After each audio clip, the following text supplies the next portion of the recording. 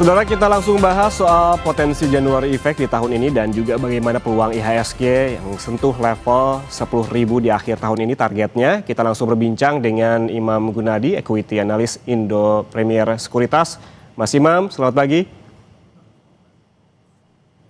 Halo, selamat pagi Mas Yan. Mas Imam, pertanyaan saya yang pertama adalah apakah rally all time high yang tadi saya bacakan ini menjadi sinyal January Effect atau sebetulnya ada sentimen lain yang lebih dominan? Ya, jadi sebenarnya apa yang terjadi pada IHSG kita kalau kita lihat selalu mencatatkan ATH-nya seperti yang tadi sudah disebutkan Mas Yan ya. Ini sebenarnya tidak terlepas dari di mana IHSG sempat terkoreksi cukup dalam waktu di mana di tahun 2024 itu pertama kali Donald Trump itu menggaungkan terkait dengan tarif ya, Mhm. sampai dengan puncaknya yaitu di bulan April, awal April itu IHSG sempat terkoreksi cukup dalam, bahkan sangat dalam, yaitu sampai dengan 25%.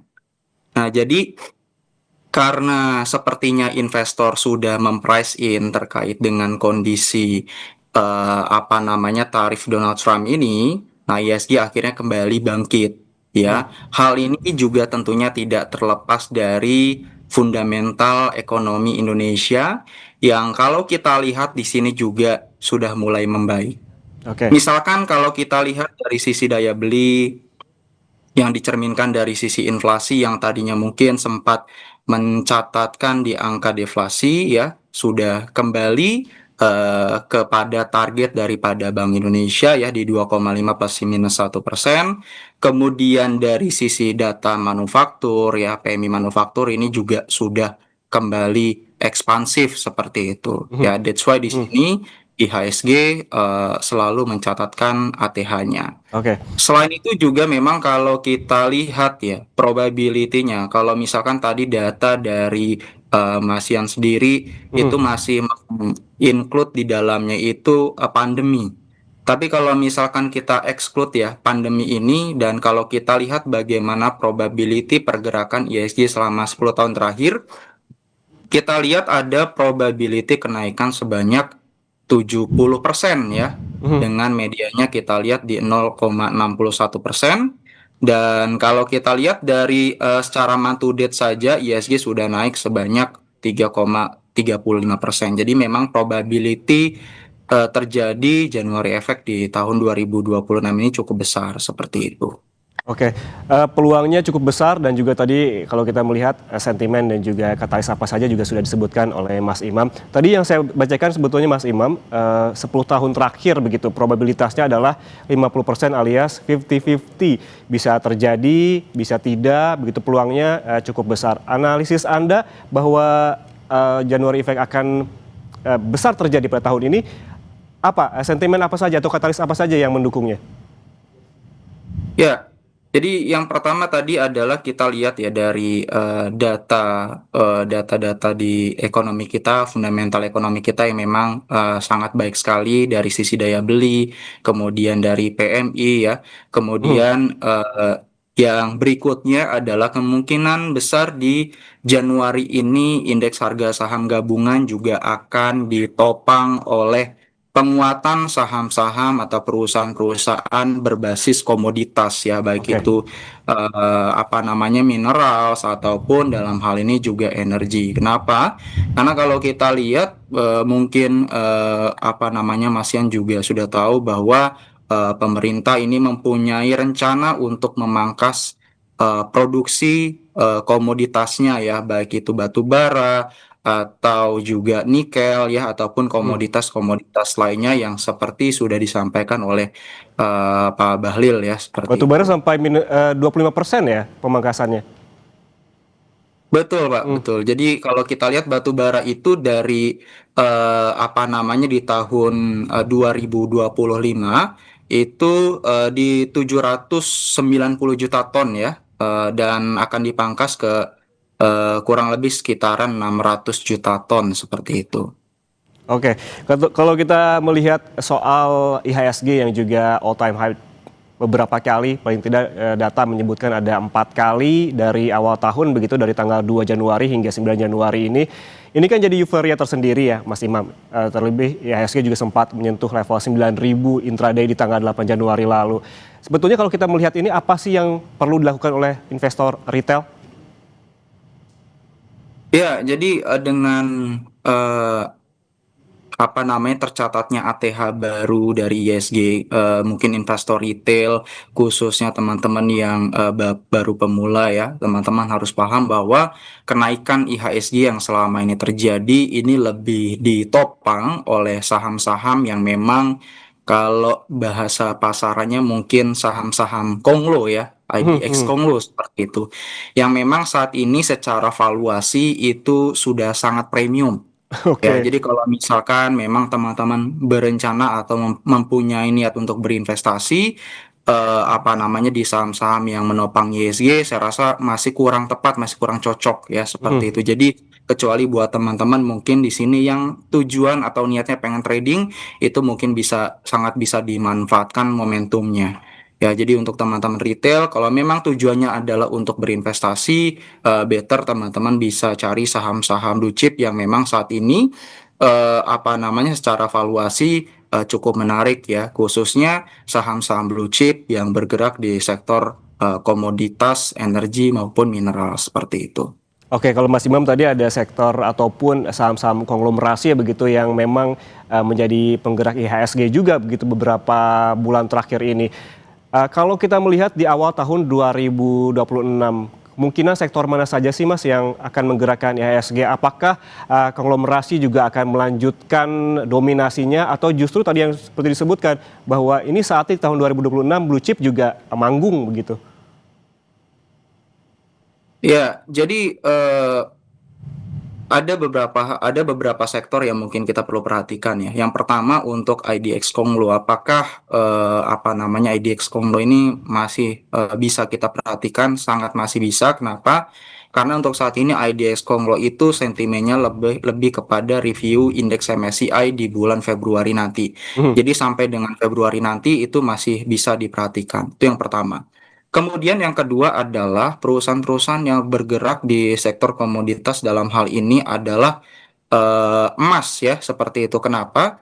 Karena memang sampai dengan di awal tahun ini kita sama-sama tahu ini Donald Trump udah ngegas aja gitu ya Mas Oke. Ian ya. Mhm. Di mana bukan cuman isu geopolitik yang terjadi antara US dan juga Venezuela, namun kita lihat di Eropa juga ada Rusia dan juga Ukraine yang masih tinggi tensi geopolitiknya. Kemudian juga kita lihat ada China dan juga Taiwan ya. Kemudian Israel dan juga Iran kembali memanas gitu ya. Jadi isu geopolitik di awal tahun ini juga cukup sangat bisa kita perhatikan ya, sehingga kita lihat demand terhadap instrumen safe haven seperti emas masih cukup menarik, yang Mhm. mana ini juga akan menguntungkan emiten ataupun perusahaan-perusahaan yang memang kita lihat di sini memproduksi instrumen safe haven ini.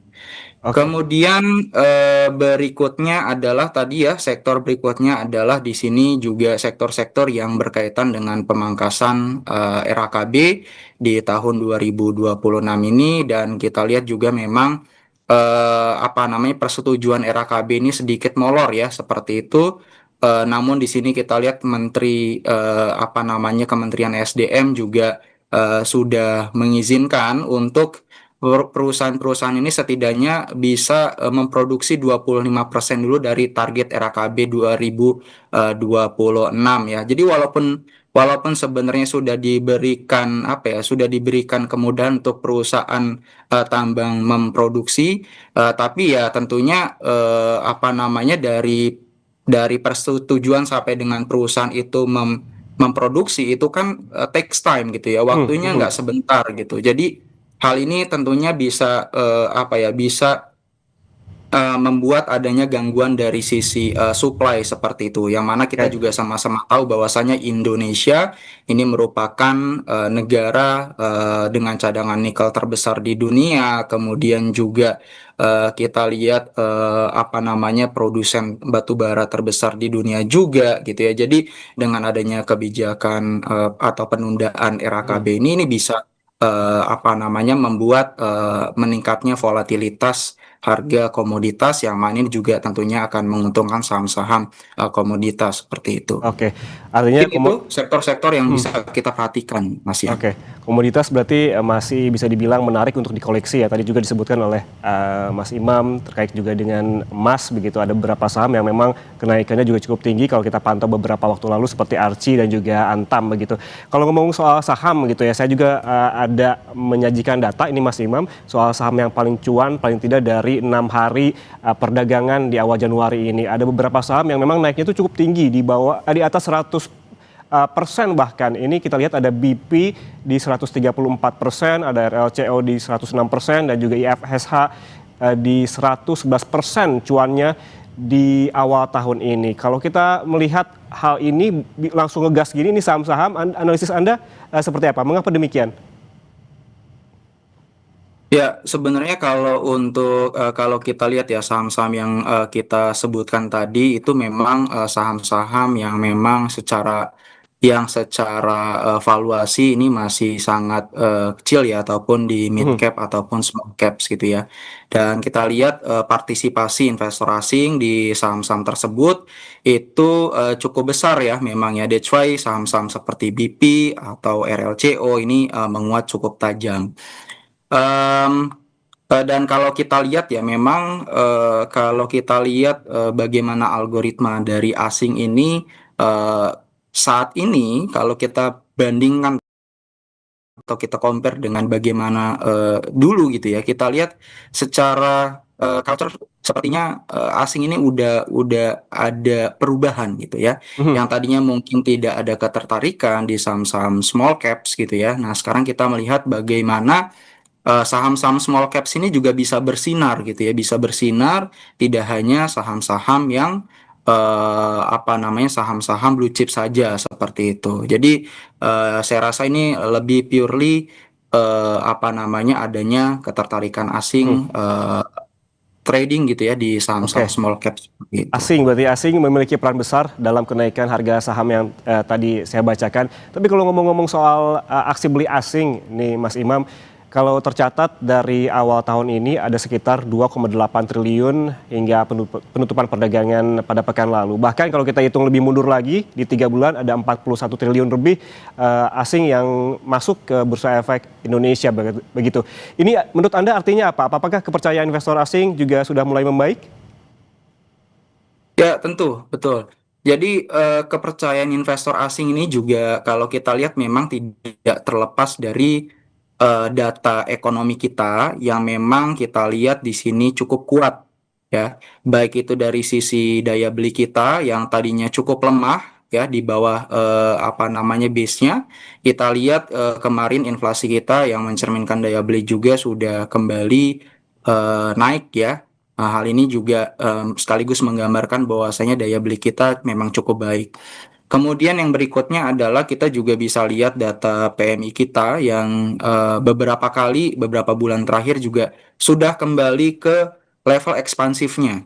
Mhm. Ya, jadi beberapa waktu lalu memang angka PMI kita sempat dimasuk di dalam angka korektif di bawah 50 poin ya, tapi sekarang kita lihat sudah mulai ekspansif lagi ya. Kita tahu bahwasannya ketika misalkan industri manufaktur ini sudah mulai bangkit, sudah mulai ekspansif, ya Mhm. artikan di sini permintaan akan tenaga kerja, ya permintaan akan bahan baku gitu ya, itu juga akan meningkat. Jadi dengan kembalinya dengan kembali bangkitnya sektor manufaktur ya, itu juga akan membuat apa namanya domino efek yang lebih positif seperti itu.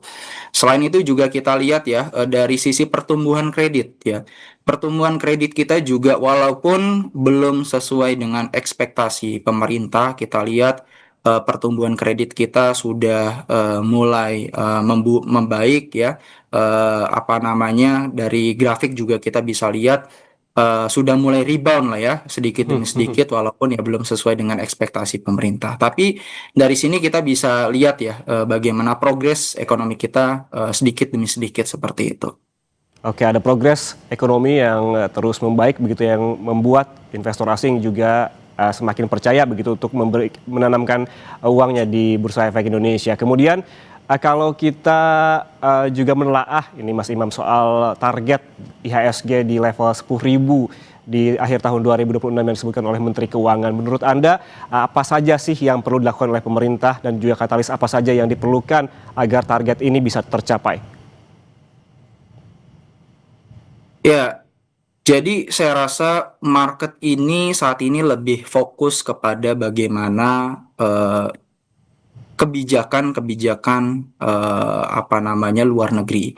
Hmm, Ya, misalkan kalau kita lihat di sini adalah dari Donald Trump ya, tentunya ya, dari Donald Trump ya. Selama Donald Trumpnya ini membuat kebijakan-kebijakan yang akomodatif, saya hmm. rasa minim untuk rasanya IHSG kita koreksi sangat dalam seperti itu. Namun kita perlu mencermati ya, kita perlu mencermati bahwa saat ini kan apa namanya, hal yang perlu kita cermati terkait dengan geopolitik ini adalah persaingan antara Donald Trump dan juga Xi Jinping, China dan juga US ya. Kita sama-sama tahu saat ini apa namanya, China ini sedang berusaha merebut kembali Taiwan ya. Hmm. Kenapa? Karena yang pertama, Taiwan ini merupakan apa namanya, negara produsen chip ya terbesar di dunia ya, terbesar di dunia. Dan beberapa waktu lalu mungkin teman-teman di sini juga sudah melihat bahwa Trump katanya nggak mau ikut campur ya terkait Hmm, dengan hmm, urusan Xi Jinping ini. Tapi saya rasa itu tidak mungkin. Saya rasa Trump akan ikut campur. Kenapa? Karena apa namanya, perusahaan chip di Taiwan ya, di TSMC gitu ya, TCMS ya kalau nggak salah ya. Itu apa namanya, penjualannya itu paling besar tuh ke US hmm, hmm. ya, paling besar tuh ke US. Dan juga konsumen terbesarnya itu ada Apple, Nvidia dan Oke. yang lainnya ya. Jadi saya rasa dengan adanya gangguan di Taiwan, apa namanya, US itu juga akan ikut campur seperti itu. Kemudian yang kedua adalah Donald Trump itu juga kita lihat ya, kita sama-sama tahu saat ini Donald Trump sedang berusaha untuk mengakuisisi Greenland gitu ya. Hmm, Nah, hal ini sebenarnya apa sih? Nah, kalau kita balik lagi ke permasalahan utama daripada US ini adalah mereka itu masih sangat bergantung sekali pada unsur tanah jarang atau rare earth elements gitu ya dari Cina ya, di mana Cina ini menguasai 70 sampai dengan 90%-an ya produksi unsur tanah jarang di dunia seperti itu. Nah, jadi dan kalau kita lihat ya, kemarin ini kan sempat ada negosiasi perang dagang gitu ya, di hmm. mana China ini menginginkan teknologi. Kemudian dari sisi US sendiri ini menginginkan apa namanya, unsur tanah jarang dari Cina, karena memang US ini nggak bisa hidup tanpa Hmm, unsur tanah hmm. jarang dari China gitu ya, karena ini juga akan digunakan ke apa namanya, industri pertahanan Oke. mereka. Nah, caranya Hmm, gimana supaya US ini bisa survive gitu ya, dengan ketika misalkan China nanti nggak ada gitu ya, suplainya terhenti, Taiwan ada gangguan gitu ya. Nah, mereka bisa target jangka panjangnya adalah ya melalui Greenland ini, yang memang Greenland mempunyai unsur tanah jarang yang cukup besar seperti itu. Nah, jadi oke. selama tidak ada intervensi yang besar gitu ya dari US terhadap China, yang saat ini tensi geopolitiknya dengan Taiwan itu meningkat, itu saya rasa gejolak di pasar itu akan sangat minim gitu ya. Dan ke depan tentunya kita sama-sama tahu bahwa ke depan baik itu bank sentral kita, Bank Indonesia maupun The Fed itu juga probability-nya lebih kepada melakukan pemangkasan suku bunga. Mhm. Jadi ini akan memberikan sentimen positif juga untuk pasar ya, seperti itu. Oke, berarti artinya Dan kita juga di akhir bulan ini Donald Trump ini kemungkinan akan memberikan pengumuman terkait dengan pengganti daripada sosok ketua The Fed yaitu Jerome oke. Powell, yang mana calon-calonnya itu lebih kepada pro-growth gitu ya. Nah, Mhm, mhm. paling nanti saya rasa apa ya, di media saya rasa akan lebih dari sisi independensi The Fed gitu ya. Tergantung nanti market apakah akan fokus ke sana atau lebih fokus kepada kebijakan Oke, pro-growth daripada ketua The Fed yang terpilih seperti baik. itu. Baik, artinya untuk mencapai IHSG, target IHSG 10.000 di akhir tahun 2026 ini bukan hanya dari domestik, begitu faktor dominan yang perlu diperhatikan adalah juga di faktor global, termasuk tadi aksi Amerika Serikat, The Fed, dan juga tensi geopolitik dunia. Terima kasih, Equity Analis Indo Primer Sekuritas Imam Gunadi, atas waktunya bersama Ya, kami terima di kasih Mas Kompas Yas. Bisnis. Sehat selalu, Mas. Thank you, thank you. Saudara jangan kemana-mana, Sapa Indonesia Pagi masih akan kembali dengan informasi usai jeda. Ini Senin pagi pengadilan